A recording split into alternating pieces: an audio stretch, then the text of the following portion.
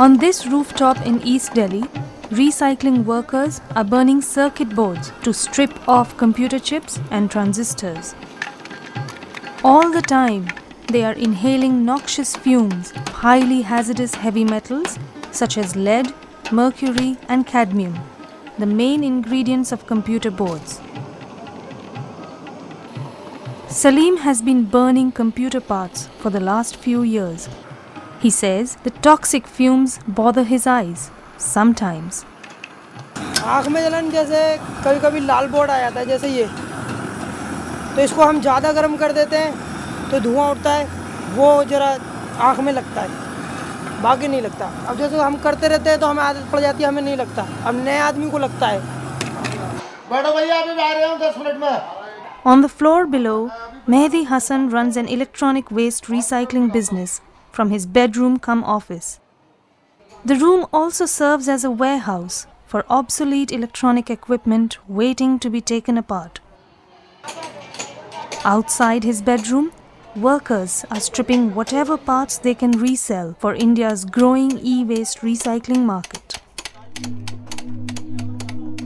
Dr. Kevin Brigden, Greenpeace scientist at a biochemical lab at the University of Exeter in the UK, has recently analysed dust, soil, ashes and wastewater from the workshops and their surrounding areas in India and China. His scientific analysis shows that the collected samples contain high levels of hazardous chemicals. We found high levels of contamination both on site where the material is being processed and in the immediate environments around there. This consisted of a whole range of organic chemicals as well as many heavy metals. In fact, these were some of the most contaminated samples that have been through our laboratory in the last few years. Electronic waste, or e-waste, is one of the fastest growing waste streams around the world today. It is fueled by the exponential growth of personal computers in the market and by their rapid rate of obsolescence.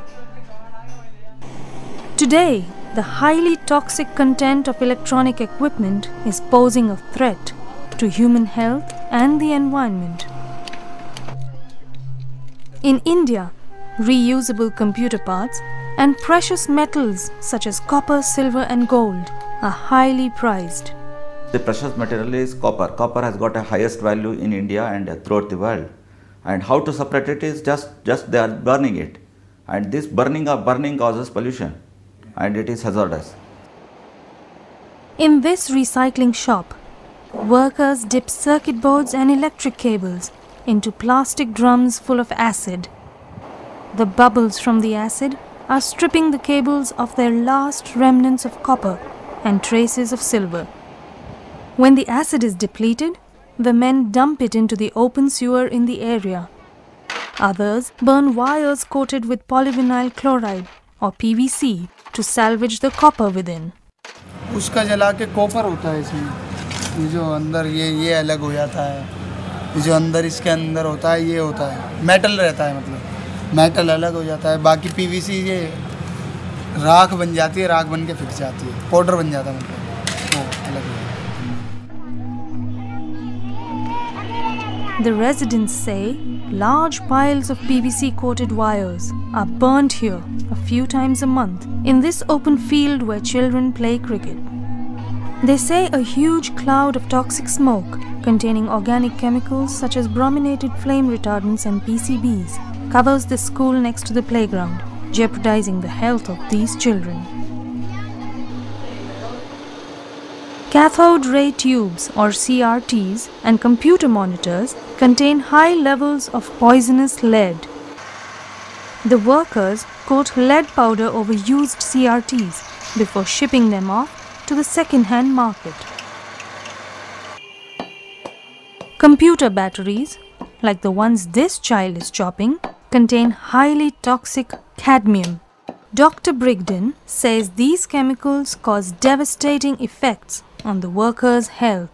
Well, the heavy metals we found have a range of toxic effects. Metals like lead and mercury are particularly toxic to the nervous system, primarily on the developing nervous system in children, and effects have been seen even at low levels, things like affecting the IQ of children.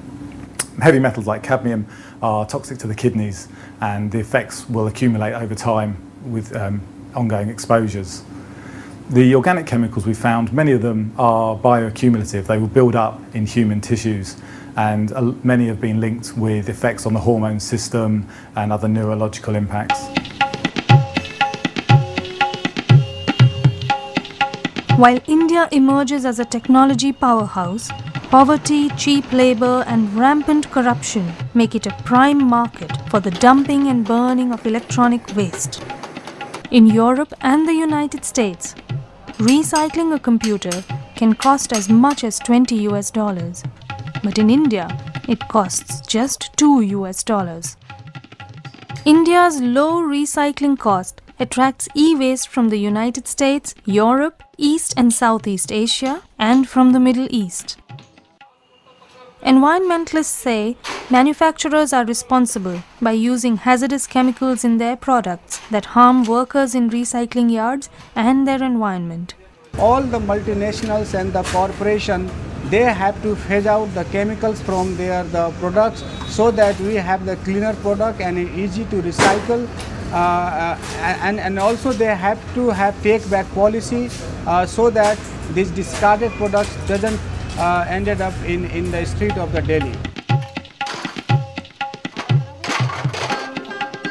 None of these women know the potential danger that toxic chemicals from these electronic parts pose to their health. Despite the ban on imports from developed countries, e-waste continues to pour into India to be recycled for its cheap labour and the profit generated by the e-waste recycling industry. Environmentalists say it is possible to substitute the hazardous chemicals with safer alternatives. Multinational corporations such as Sony, Samsung, Nokia, LG and Sony Ericsson have already committed to use less hazardous material in their products. Manufacturers could very well prevent workers from being exposed to hazardous chemicals in the e-waste workshops in East Delhi.